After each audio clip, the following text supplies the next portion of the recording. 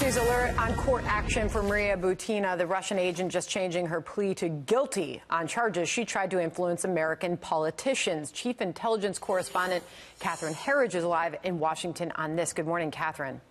Well, thank you, Sandra. Good morning. This is ongoing, but we do have some headlines out of that federal court a short way from here at our bureau here in Washington that Maria Butina has pled guilty to one count of being an agent of a foreign government.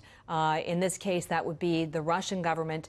A lot of the hearing is also focused on what may be a violation of a gag order in the case. The federal judge has said to Butina that they have telephone recordings of a conversation she had with a journalist. She's not been supposed to be speaking with anyone beyond her legal team. What we're waiting for now is whether she will be cooperating with the government and the extent of that cooperation as part of the plea agreement. As we know from legal papers we reviewed in advance of today's plea, she allegedly targeted a gun rights association, the National Rifle Association, in order to infiltrate and influence American policymakers and political views. So we're waiting for more information on the extent of her cooperation and whether that will only apply to Americans who she was associating with or whether it may actually extend to Russian individuals as well.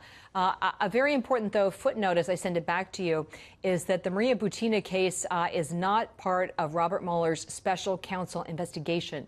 It is separate, but it follows a familiar theme, trying to better understand how Russians and other intelligence services, for that matter, try and influence decision makers here in Washington and elsewhere through individuals. And with today's plea, Maria Butina in this case, Sandra. All right. So, and Catherine, you're clearly making the case. Obviously, it's separate from the Mueller investigation. Why this Butina case matters?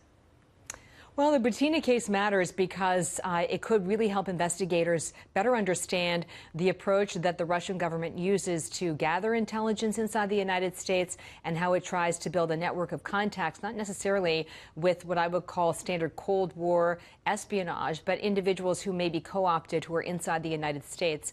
Just as an example, Maria Butina was a student at American University here in Washington. So there's a question of the timing. At what point did she start working directly with the Russians to try and gather intelligence and infiltrate the NRA and sort of the degree of that infiltration. So it can be very helpful for the FBI in particular to understand how the Russians are operating inside the United States to gather intelligence through individuals like Maria Butina who don't fit the classic mold of sort of a Cold War hardened spy or spy master, if you will.